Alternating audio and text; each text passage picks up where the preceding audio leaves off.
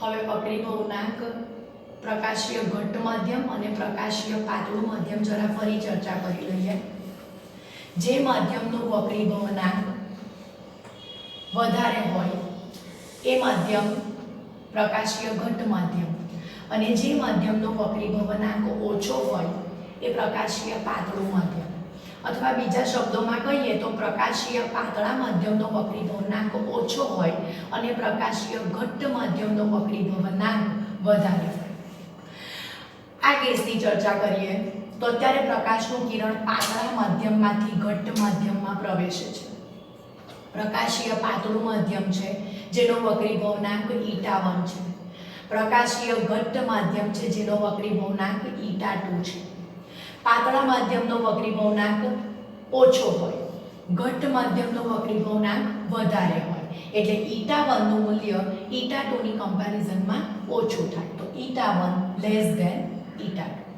જોઈએ છીએ આમાં કે આ જે છે તે આપાત કિરણ છે, આ આપાત બિંદુ છે, આ વક્રીભૂત કિરણ છે. પ્રકાશનું કિરણ પાતળા માધ્યમમાંથી ઘટ્ટ માધ્યમમાં પ્રવેશે છે. જવું જોઈએ આ દિશામાં પણ જાય છે આ દિશામાં. ધેટ મીન્સ કે સીધું સ્ટ્રેટ પસાર થવું જોઈએ પણ તે લંબ તરફ વળે છે. તો જ્યારે પ્રકાશનું ત્રાંસુ કિરણ પાતળા માધ્યમમાંથી ઘટ્ટ માધ્યમમાં પ્રવેશે છે ત્યારે તે લંબ તરફ વળે છે. આ સિચ્યુએશનમાં પાતળા માધ્યમનો વક્રી ભવનાંકનું મૂલ્ય એ ઘટ્ટ માધ્યમના વક્રી ભવનાંકના મૂલ્ય કરતાં ઓછું હોય. આ કિસ્સામાં વાત કરીએ તો આ પ્રકાશીય ઘટ્ટ માધ્યમ છે, આ પ્રકાશીય પાતળું માધ્યમ છે. અહીંયા ઘટ્ટ માધ્યમનો વક્રી ભવનાંક η1 છે, પાતળા માધ્યમનો વક્રી ભવનાંક η2 છે. અહીંયા આ આપાત કિરણ છે, આ વક્રીભૂત કિરણ છે. અહીંયા ઘટ્ટ માધ્યમમાંથી પાતળા માધ્યમમાં પ્રવેશે છે. જવું જોઈએ આમ, તેને બદલે જાય છે આમ, એટલે કે લંબથી દૂર જાય છે. તો જ્યારે પ્રકાશનું ત્રાંસુ કિરણ ઘટ્ટ માધ્યમમાંથી પાતળા માધ્યમમાં પ્રવેશે ત્યારે તે લંબથી દૂર જાય છે. આ કિસ્સામાં η1 એટલે અહીંયા ઘટ્ટ માધ્યમનો વક્રી ભવનાંક, η2 એ પાતળા માધ્યમનો વક્રી ભવનાંક, તો η1 નું મૂલ્ય η2 કરતાં વધારે છે. હવે ચર્ચા એ કરવાની છે કે η21 માધ્યમ 1 ની સાપેક્ષે માધ્યમ 2 નો વક્રી ભવનાંક. સ્નેલના નિયમ પ્રમાણે આપાત કોણના સાઇન અને વક્રીભૂત કોણના સાઇનનો ગુણોત્તર અચળ હોય છે, જેને વક્રી ભવનાંક કહેવામાં આવે છે. ફરીથી, સ્નેલના નિયમ પ્રમાણે આપાત કોણના સાઇન અને વક્રીભૂત કોણના સાઇનનો ગુણોત્તર અચળ હોય છે, જેને વક્રી ભવનાંક કહેવામાં આવે છે. η21 માધ્યમ 1 ની સાપેક્ષે માધ્યમ 2 નો વક્રી ભવનાંક. હવે η21 બરાબર v1 ના છેદમાં v2. v1 એટલે માધ્યમ 1 માં પ્રકાશનો વેગ, v2 માધ્યમ 2 માં પ્રકાશનો વેગ. પણ η1 એટલે નિરપેક્ષ વક્રી ભવનાંક માધ્યમ 1 નો. માધ્યમ 1 નો નિરપેક્ષ વક્રી ભવનાંક જેની ચર્ચા આપણે અગાઉના લેક્ચરમાં કરી ગયા, c ના છેદમાં v1. c એટલે શૂન્યાવકાશમાં પ્રકાશનો વેગ, v1 માધ્યમ 1 માં પ્રકાશનો વેગ. તો આપણે નિરપેક્ષ વક્રી ભવનાંકની વ્યાખ્યા પણ ત્યારે ચર્ચા કરી ગયા કે નિરપેક્ષ વક્રી ભવનાંક એટલે જે તે માધ્યમ, કોઈ પણ માધ્યમનો નિરપેક્ષ વક્રી ભવનાંક એટલે શૂન્યાવકાશમાં પ્રકાશનો વેગ અને જે તે માધ્યમમાં પ્રકાશના વેગના ગુણોત્તરને તે માધ્યમનો નિરપેક્ષ વક્રી ભવનાંક કહેવામાં આવે છે. માધ્યમ 1 નો વક્રી ભવનાંક, નિરપેક્ષ વક્રી ભવનાંક એટલે c ના છેદમાં v1. c ના છેદમાં v1 એટલે શૂન્યાવકાશમાં પ્રકાશનો વેગ અને માધ્યમ 1 માં પ્રકાશનો વેગ. તે જ રીતે η2 બરાબર c ના છેદમાં v2. માધ્યમ 2 નો નિરપેક્ષ વક્રી ભવનાંક એટલે c ના છેદમાં v2. c એટલે શૂન્યાવકાશમાં પ્રકાશનો વેગ, v2 એટલે માધ્યમ 2 માં પ્રકાશનો વેગ. હવે η2 ના છેદમાં η1 બરાબર v1 ના છેદમાં v2. v1 ના છેદમાં v2 આ કઈ રીતે આવે તો η2 ના છેદમાં η1 બરાબર η2 ના છેદમાં η1. હવે c ના છેદમાં v2, η2 નું મૂલ્ય એટલે c ના છેદમાં v2, c ના છેદમાં v1, c કેન્સલ જાય, v1 ઉપર આવે, v2 નીચે આવે, v1 ના છેદમાં v2. મીન્સ η2 ના છેદમાં η1 બરાબર v1 ના છેદમાં v2. આ સૂત્ર કઈ રીતે આવ્યું તે સમજીએ. એટલે કે η21 બરાબર η2 ના છેદમાં છેદમાં η1, કારણ કે η21 નું મૂલ્ય v1 ના છેદમાં v2, η2 ના છેદમાં η1 નું મૂલ્ય પણ v1 ના છેદમાં v2. આને એક કહીએ ને આને બે કહીએ તો બંનેની કમ્પેરિઝન થાય η21 બરાબર η2 ના છેદમાં η1. ફરીથી η21 માધ્યમ 1 ની સાપેક્ષે માધ્યમ 2 નો વક્રી ભવનાંક v1 ના છેદમાં v2, η1 નું મૂલ્ય c ના છેદમાં v1, η2 નું મૂલ્ય c ના છેદમાં v2. η2 ના છેદમાં η1 બરાબર η2 નું મૂલ્ય c ના છેદમાં v2, η1 નું મૂલ્ય c ના છેદમાં v1. c કેન્સલ થઈ જાય, v1 ઉપર જાય, v2 નીચે આવે, v1 ના છેદમાં v2. ધેટ મીન્સ કે આ બંનેનું મૂલ્ય સેમ છે, એટલા બંને સેમ થયા. η21 બરાબર η2 ના છેદમાં η1. હવે પાતળા માધ્યમમાંથી ઘટ માધ્યમમાં આપણે આ ચર્ચા કરી અહીંયા જાણી દો. પાતળા માધ્યમમાંથી ઘટ માધ્યમમાં જાય ત્યારે η1 લેસ ધેન η2. η21 બરાબર સ્નેલના નિયમ મુજબ η21 એટલે માધ્યમ 1 ની સાપેક્ષે માધ્યમ 2 નો વક્રી ભવનાંક sin i ના છેદમાં sin r. આપાત કોણના sin અને વક્રીભૂત કોણના sin નો ગુણોત્તર અચળ હોય છે. આ મૂલ્ય છે η2 ના છેદમાં η1. પણ આ મૂલ્ય η2 ના છેદમાં η1 અહીંયા છેદ નાનો છે, અંશ મોટો છે. અંશ મોટો છે અને છેદ નાનો છે એટલે η2 ના છેદમાં η1 નું મૂલ્ય 1 કરતા વધારે થાય. ધેટ મીન્સ કે sin i ના છેદમાં sin r ગ્રેટર ધેન 1 થાય. sin r બીજી બાજુ જાય તો sin i greater than sin r એટલે કે i નું મૂલ્ય એ r કરતા વધારે. i એટલે શું અહીંયા તો આ સિચ્યુએશનમાં i એટલે આપાત કોણ, r એટલે વક્રીભૂત કોણ. તો કહેવાનો મતલબ છે કે જ્યારે પ્રકાશનું કિરણ પાતળા માધ્યમમાંથી ઘટ માધ્યમમાં જાય ત્યારે તે લંબ તરફ વળે છે. હંમેશા આપાત કોણનું મૂલ્ય વક્રીભૂત કોણના મૂલ્ય કરતાં વધારે હોય છે. બીજા કેસમાં ઘટ માધ્યમમાંથી પાતળા માધ્યમમાં. હવે આ ઘટ માધ્યમમાંથી પાતળા માધ્યમમાં જાય ત્યારે η1 નું મૂલ્ય η2 કરતાં વધારે છે. વન્સ અગેન η1 નું મૂલ્ય η2 કરતાં વધારે છે. sin η21 બરાબર sin i ના છેદમાં sin r. η21 એટલે માધ્યમ 1 ની સાપેક્ષે માધ્યમ 2 નો વક્રી ભવનાંક sin i ના છેદમાં sin r. આ પણ સ્નેલનો નિયમ. આપાત કોણના sin અને વક્રીભૂત કોણના sin નો ગુણોત્તર અચળ હોય છે જેને વક્રી ભવનાંક કહેવામાં આવે. η2 ના છેદમાં η1. હવે અહીંયા η1 ગ્રેટર ધેન η2. η1 નું મૂલ્ય મોટું છે એટલે કે અંશ છેદ કરતા નાનો છે. અંશ છેદ કરતા નાનો થાય એટલે મૂલ્ય 1 કરતા નાનું થાય. એટલે sin i ના છેદમાં sin r લેસ ધેન 1 થાય.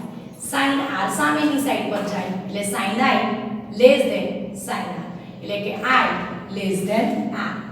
આનો મતલબ એવો થયો કે આ કિસ્સામાં પ્રકાશનું કિરણ ઘટ માધ્યમમાંથી પાતળા માધ્યમમાં પ્રવેશે તે કિસ્સામાં આપાત કોણનું મૂલ્ય ઓછું છે, વક્રીભૂત કોણનું મૂલ્ય વધારે છે. તો આપણે સ્નેલના નિયમ પરથી પણ ઘટ માધ્યમમાંથી પાતળા માધ્યમમાં અને પાતળા માધ્યમમાંથી ઘટ માધ્યમમાં જાય ત્યારે વક્રી ભવનાંકમાં ફેરફાર થાય એ સ્નેલના નિયમના આધારે આપણે એ ચર્ચા કરી કે આપાત કોણનું મૂલ્ય અને વક્રીભૂત કોણના મૂલ્યમાં કઈ રીતે ફેરફાર થતા હોય છે. હવે લેન્સ એટલે શું? તો કે જેની બંને સપાટીઓ વક્રાકાર સપાટીઓ, આ એક વક્રાકાર સપાટી, આ બીજી વક્રાકાર સપાટી, બંને સપાટીઓ વક્રાકાર હોય તેને લેન્સ કહેવામાં આવે. અથવા તો બંને વક્રાકાર સપાટીઓ વચ્ચે જે ઘેરાતો પોર્શન છે તેને લેન્સ કહેવામાં આવે. લેન્સના બે પ્રકાર, બહિર્ગોળ લેન્સ અને અંતર્ગોળ લેન્સ.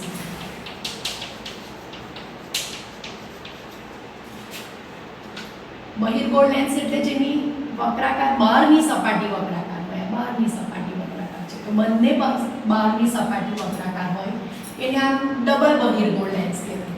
અને જેની બંને અંદરની સપાટી વક્રાકાર હોય એને ડબલ અંતર્ગોળ લેન્સ કહેવાય. બહારની સપાટી વક્રાકાર બહિર્ગોળ, અંદરની સપાટી વક્રાકાર અંતર્ગોળ. તો બહિર્ગોળ લેન્સ અને અંતર્ગોળ લેન્સ. બહિર્ગોળ લેન્સ કિનારીએથી પાતળો છે, વચ્ચેથી જાડો છે. અંતર્ગોળ લેન્સ કિનારીએથી જાડો છે, વચ્ચેથી પાતળો છે. બહિર્ગોળ લેન્સને સમાંતર કિરણ આપાત કરવામાં આવે, કોઈ એક સપાટી પર સમાંતર કિરણો આપાત થાય તો તે પરાવર્તન, થોડું પરાવર્તન થાય, થોડું વક્રીભવન થાય. તો આમાં જે વક્રીભવન થાય તે વક્રીભવન થઈને બીજી બાજુએ તેના મુખ્ય કેન્દ્ર, જે સમાંતર બહિર્ગોળ લેન્સની કોઈ એક સપાટી પર સમાંતર કિરણો આપાત કરવામાં આવે તો આ કિરણો બીજી સપાટી પરના અથવા તો બીજી બાજુના મુખ્ય કેન્દ્ર પર પડે અથવા તો કેન્દ્રિત થાય, એટલે તેને અભિસારી પણ કહેવામાં આવે. અભિસારી. જ્યારે અંતર્ગોળ લેન્સ હોય, અંતર્ગોળ લેન્સ છે, આ અંતર્ગોળ લેન્સના કોઈ એક સપાટી પર કિરણો આપાત કરીએ તો બીજી બાજુ તે અપસારી બને. હવે અપસારી બને એટલે આમ કિરણો દૂર જાય છે, ભેગા નથી થતા. અંતર્ગોળ બહિર્ગોળ લેન્સમાં બીજી બાજુ ભેગા થાય છે, અભિસારી બને છે. આમાં છૂટા પડે છે, અપસારી બને છે. અને આ જે છૂટા કિરણોને જોડીએ, લંબાવીએ તો તે જ બાજુ, જે બાજુ આપાત કર્યા છે તે જ બાજુ તે મુખ્ય કેન્દ્ર F પર ભેગા થાય છે. અથવા તે ભેગા થાય એવું તો નહીં કહી શકાય, તેવો ભાસ થાય છે. તો બહિર્ગોળ લેન્સ એને અભિસારી લેન્સ પણ કહેવામાં આવે અને અંતર્ગોળ લેન્સને અપસારી લેન્સ કહેવામાં આવે. હવે બહિર્ગોળ લેન્સ જે છે ત્યાં સામાન્ય રીતે એવી કલ્પના કરવાની છે કે બહિર્ગોળ લેન્સ જે છે, જેની બે કિનારીઓ, આ બહિર્ગોળ લેન્સની બે કિનારીઓ છે, આ બંને કિનારીઓ એક ગોળાના ભાગરૂપે છે. બે ગોળા, એ ગોળાના ભાગરૂપે આ બે કિનારીઓ છે, આ બહિર્ગોળ લેન્સ. એનો જે કેન્દ્રવાળો ભાગ છે તેને બહિર્ગોળ લેન્સનું ઓપ્ટિકલ સેન્ટર કહેવામાં આવે. કોઈ એક બાજુ સમાંતર કિરણો આપાત કરીએ, બીજી બાજુએ તે જે બિંદુએ કેન્દ્રિત થાય તેને બહિર્ગોળ લેન્સનું મુખ્ય કેન્દ્ર કહેવામાં આવે. બહિર્ગોળ લેન્સના બે મુખ્ય કેન્દ્ર છે, તેની બે વક્રાકાર સપાટીઓ છે, એટલે તેના બે મુખ્ય કેન્દ્ર છે, F1, F2. અને જે ગોળાના ભાગરૂપે છે એ ગોળાની ત્રિજ્યાને વક્રતા ત્રિજ્યા કહેવામાં આવે. બહિર્ગોળ લેન્સની બે વક્રતા ત્રિજ્યા છે. આ જે વક્રતા ત્રિજ્યાનું અંતર છે એ વક્રતા ત્રિજ્યાનું અંતર આ જે કેન્દ્ર લંબાઈ છે તેના કરતાં ડબલ હોય છે, એટલે એને 2f1 અને અહીંયા 2f2 કહેવામાં આવે. આપણે અરીસામાં તેને C કહેતા હતા. અહીંયા 2f1 2f2. તો બહિર્ગોળ લેન્સ, ઓપ્ટિક સેન્ટર, આ તેના મુખ્ય કેન્દ્ર. ઓપ્ટિકલ સેન્ટર અને મુખ્ય કેન્દ્ર વચ્ચેનું અંતર છે તેને કેન્દ્ર લંબાઈ કહેવાય. કેન્દ્ર લંબાઈ માટેની સંજ્ઞા છે f. ઓપ્ટિકલ સેન્ટર અને વક્રતા કેન્દ્ર વચ્ચેનું જે અંતર છે તેને વક્રતા ત્રિજ્યા કહેવાય. તો બહિર્ગોળ લેન્સને ઓપ્ટિકલ સેન્ટર 1, તેના બે મુખ્ય કેન્દ્ર એટલે કેન્દ્ર લંબાઈ 2, તેના વક્રતા કેન્દ્ર એટલે વક્રતા ત્રિજ્યા પણ 2. હવે આ જે બહિર્ગોળ લેન્સ છે એ બહિર્ગોળ લેન્સમાં કેવા પ્રકારના પ્રતિબિંબ મળી શકે? તો બહિર્ગોળ લેન્સમાં વસ્તુને અનંત અંતરે મૂકી હોય, આ અનંત અંતરે વસ્તુને મૂકેલી હોય તો અનંત અંતરમાંથી જે વસ્તુના આપાત થાય છે બહિર્ગોળ લેન્સની એક સપાટી પર વક્રીભવન પામે છે અને બીજી બાજુના મુખ્ય કેન્દ્ર પર પડે છે. ખૂબ જ નાનું પ્રતિબિંબ રચે છે. વાસ્તવિક ઉલટું. વાસ્તવિક પ્રતિબિંબ હંમેશા ઉલટું હોય. 2f થી થોડે દૂર એટલે વસ્તુ અનંત અંતરે છે, વસ્તુને નજીક લાવવાની છે. નજીક લાવીએ આ વસ્તુ છે સીધું કિરણ સામેના f માંથી અને o માંથી. આ જે મળે છે તે f અને 2f ની વચ્ચે, સામેની બાજુના f અને 2f ની વચ્ચે મળે છે. વસ્તુ કરતાં નાનું, વાસ્તવિક, ઉલટું. ફરીથી અનંત અંતરે મૂકેલ વસ્તુનું પ્રતિબિંબ મુખ્ય કેન્દ્ર પર રચાય છે, વસ્તુ કરતાં ખૂબ નાનું. 2f થી દૂર મૂક્યું હોય એટલે કે વક્રતા કેન્દ્રથી દૂર વસ્તુને મૂકે, સીધું કિરણ લઈ જવાનું, f માંથી પસાર કરો, o માંથી પસાર, જ્યાં કેન્દ્રિત થાય તે તેનું પ્રતિબિંબ. 2f થી દૂર વસ્તુને મૂકવામાં આવે તો તેનું પ્રતિબિંબ બીજી બાજુ f અને 2f ની વચ્ચે, વસ્તુ કરતાં નાનું, વાસ્તવિક અને ઉલટું. 2f પર મૂકે સીધું f માંથી o માંથી. 2f પર વસ્તુને મૂકીએ તો બીજી બાજુ 2f પર જ વસ્તુનું પ્રતિબિંબ રચાય છે. જેટલું વસ્તુ છે તેટલી જ ઊંચાઈ ધરાવતું પ્રતિબિંબ હોય છે. ટૂંકમાં વસ્તુની ઊંચાઈ જેટલું જ પ્રતિબિંબની ઊંચાઈ 2f પર જ મળે, વાસ્તવિક, ઉલટું. ટૂંકમાં વસ્તુને દૂર છે, દૂરથી નજીક લાગે, વધુ નજીક લાગે. હવે f અને 2f ની વચ્ચે. જ્યારે વસ્તુને f અને 2f ની વચ્ચે મૂકીએ સીધું f માંથી o માંથી, તો જ્યારે વસ્તુને f અને 2f ની વચ્ચે મૂકીએ તો બીજી બાજુ 2f થી દૂર, વાસ્તવિક, ઉલટું, વસ્તુ કરતાં મોટું. તો ફરીથી અનંત અંતરે હોય તો બિંદુવત પ્રતિબિંબ, ટૂંકમાં વસ્તુ કરતાં ખૂબ નાનું પ્રતિબિંબ. 2f થી દૂર હોય તો વસ્તુ કરતાં નાનું, વાસ્તવિક, ઉલટું, f અને 2f ની વચ્ચે. 2f પર મૂકીએ તો 2f પર જ વસ્તુ જેટલું જ પ્રતિબિંબ. f અને 2f ની વચ્ચે મૂકીએ તો 2f થી દૂર, વાસ્તવિક, ઉલટું, વસ્તુ કરતાં મોટું. તો પ્રતિબિંબ નાનું છે, પછી પ્રતિબિંબ પહેલા હતું એના કરતાં મોટું થાય છે, પણ વસ્તુ કરતાં નાનું છે. પ્રતિબિંબ જેટલી વસ્તુ છે તેટલું જ છે, હવે પ્રતિબિંબ વસ્તુ કરતાં મોટું છે. તો વસ્તુ નજીક આવે છે, જેમ જેમ વસ્તુ નજીક લાગે લેન્સની, તેમ તેમ પ્રતિબિંબ દૂર જાય છે. આ કિસ્સામાં f પર, f એટલે મુખ્ય કેન્દ્ર, મુખ્ય કેન્દ્ર પર વસ્તુ બધામાં એક કે સેમ છે, સીધું લઈ જાઓ f પર o માંથી.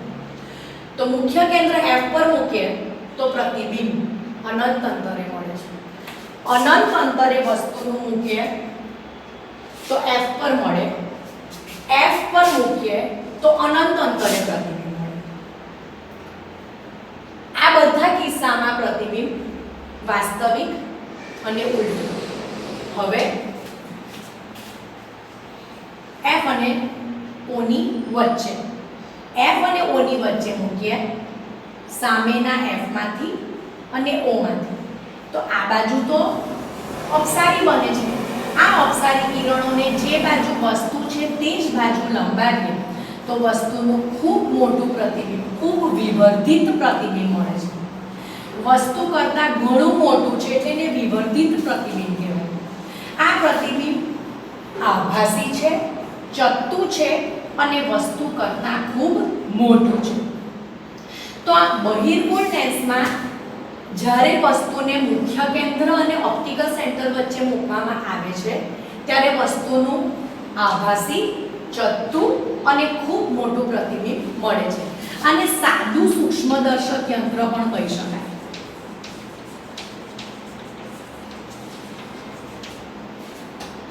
સાદું સૂક્ષ્મદર્શક આને કહેવાય કે લેન્સ છે, આપણે સામાન્ય રીતે ઘડિયાળના પાર્ટ જોવા હોય કે પછી હીરા ઘસવામાં હીરા જે પાસા પડ્યા છે વ્યવસ્થિત તે જોવું હોય વસ્તુને, તો આ રીતે મોટું પ્રતિબિંબ મળતું હોવાને કારણે આ બહિર્ગોળ લેન્સનો ઉપયોગ થતો હોય છે.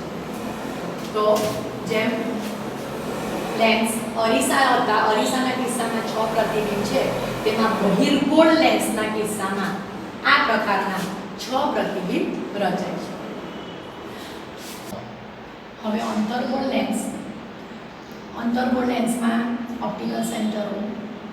અંતર્ગોળ લેન્સમાં એક જ પ્રકારનું પ્રતિબિંબ મળે.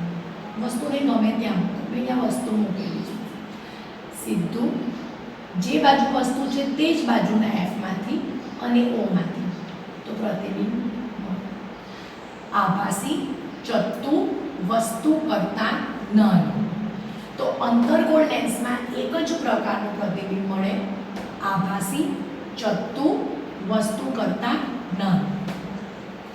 બહિર્ગોળ લેન્સમાં આપણે જોયું તે મુજબ 6 પ્રકારના પ્રતિબિંબ મેળવી શકાય. હવે જેમ આપણે અંતર્ગોળ અરીસા માટે સંજ્ઞા પદ્ધતિ હતી, તેમાં બહિર્ગોળ લેન્સ માટે સંજ્ઞા પદ્ધતિ. તમને લેન્સના સૂત્ર માટે સંજ્ઞા પદ્ધતિ જરૂરી છે. તમે જ્યારે દાખલા ગણવાના હોય તો એ દાખલા ગણવા માટે પણ આ સંજ્ઞા પદ્ધતિ તમને આવડવી જરૂરી છે. તો સંજ્ઞા પદ્ધતિ માટે આ ઓપ્ટિકલ સેન્ટર છે, તો અહીંયા તમે y અક્ષ છે અને આ x અક્ષ છે, અને મુખ્ય અક્ષ કહી શકાય. તો આ y અક્ષ, x અક્ષ. x અક્ષની જમણી બાજુ ધન, ઋણ, ઉપર ધન, નીચે ઋણ, y અક્ષ. હવે આપણે વસ્તુ અંતર, વસ્તુ મૂકી છે આ બાજુ, ઓપ્ટિકલ સેન્ટર અને વસ્તુ વચ્ચેનું અંતર છે એને વસ્તુ અંતર કહેવાય, u, જે x અક્ષ પર ડાબી બાજુ છે એટલે માઇનસ u. પ્રતિબિંબ અંતર, પ્રતિબિંબ અહીંયા મળે છે તો અહીંયા નાની વચ્ચે, પણ જમણી બાજુ x અક્ષ એની જમણી બાજુ એટલે v પ્લસ v, ધન લેવું. કેન્દ્ર લંબાઈ, વસ્તુ આપણે આ સાઈડ પર મૂકી છે પણ હંમેશા કેન્દ્ર લંબાઈ આ બાજુની લીધી. કેન્દ્ર લંબાઈ જમણી બાજુ એટલે ધન પ્લસ f. વસ્તુની ઊંચાઈ, વસ્તુ હંમેશા સીધી જ મૂકીએ છીએ એટલે વસ્તુની ઊંચાઈને h જે હંમેશા પ્લસ હોય. જ્યારે પ્રતિબિંબ વાસ્તવિક અને ઉલટું હોય, y અક્ષ પર નીચે વાસ્તવિક અને ઉલટું પ્રતિબિંબ હોય તે સંજોગોમાં, ફરીથી જ્યારે પ્રતિબિંબ વાસ્તવિક અને ઉલટું હોય તે કન્ડિશનમાં આપણે જે પ્રતિબિંબની ઊંચાઈ h' છે તે માઈનસ લેવાની છે. તો બહિર્ગોળ લેન્સ માટે સંજ્ઞા પદ્ધતિમાં વસ્તુ અંતર u માઈનસ u, પ્રતિબિંબ અંતર પ્લસ v, કેન્દ્ર લંબાઈ પ્લસ f, વસ્તુની ઊંચાઈ પ્લસ h, પ્રતિબિંબની ઊંચાઈ માઈનસ h'. હવે આપણે જરા ડિસ્કસ કરવાનું છે લેન્સનું સૂત્ર. અરીસાનું સૂત્ર 1/v plus 1/u is equal to 1/f. લેન્સનું સૂત્ર 1/v minus 1/u is equal to 1/f. તો વસ્તુ અંતર, પ્રતિબિંબ અંતર અને કેન્દ્ર લંબાઈ વચ્ચે સંબંધ દર્શાવતા સૂત્રને લેન્સનું સૂત્ર કહેવામાં આવે છે. આ અરીસાનું સૂત્ર છે, જ્યારે આ લેન્સનું સૂત્ર છે. જે તમારો નવો સિલેબસ છે તેમાં લેન્સના સૂત્રને સાબિત કરવાનું રહેતું નથી.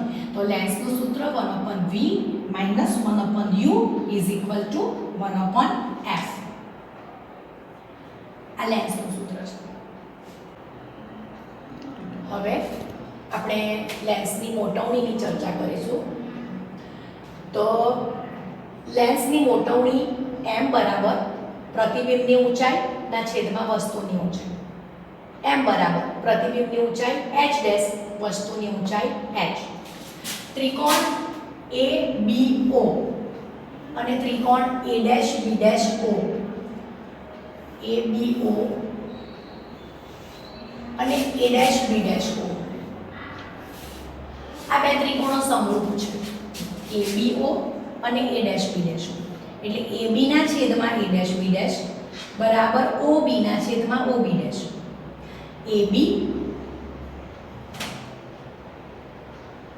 વસ્તુની ઊંચાઈ plus h a dash b dash પ્રતિબિંબની ઊંચાઈ minus h dash ob minus u ob dash plus b બંને બાજુ માઇનસ પ્લસ થાય એટલે h ના છેદમાં h ડેશ બરાબર u ના છેદમાં v માટે h ડેશ ના છેદમાં h બરાબર v ના છેદમાં u પણ પ્રતિબિંબની ઊંચાઈ અને વસ્તુની ઊંચાઈના ગુણોત્તરને મોટવણી કહેવાય એટલે m બરાબર v ના છેદમાં u. તો આપણે અરીસાના કિસ્સામાં પણ મોટવણી જોઈ અને લેન્સના કિસ્સામાં પણ મોટવણી શું આવે તે જોયું. હવે લેન્સના પાવર વિશે. લેન્સની કેન્દ્ર લંબાઈના વ્યસ્તને લેન્સનો પાવર કહેવામાં આવે છે. હવે જેમ લેન્સ જાડો હોય, આ લેન્સ જાડો છે, આ લેન્સ પાતળો છે, લેન્સ જાડો હોય તેમ તેની કેન્દ્ર લંબાઈ ઓછી હોય, લેન્સ પાતળો હોય તેમ તેની કેન્દ્ર લંબાઈ વધારે હોય. કેન્દ્ર લંબાઈના વ્યસ્તને પાવર કહેવાય. પાવરનો એકમ ડાયોપ્ટર, જેને d વડે દર્શાવાય, અને પાવર માપવાનો જે સાધન વપરાય એને ડાયોપ્ટર મીટર કહેવાય. જો કેન્દ્ર લંબાઈ મીટરમાં હોય તો 1 ડાયોપ્ટર બરાબર 1 મીટર ઇન્વર્સ, કારણ કે f છેદમાં તો લેન્સનો પાવર તો નહીં કહેવાય. તો કે લેન્સની કેન્દ્ર લંબાઈના વ્યસ્તને લેન્સનો પાવર કહેવાય. SI એકમ પદ્ધતિમાં ડાયોપ્ટર એકમ છે, 1 ડાયોપ્ટર બરાબર 1 મીટર ઇન્વર્સ. હવે બહિર્ગોળ લેન્સ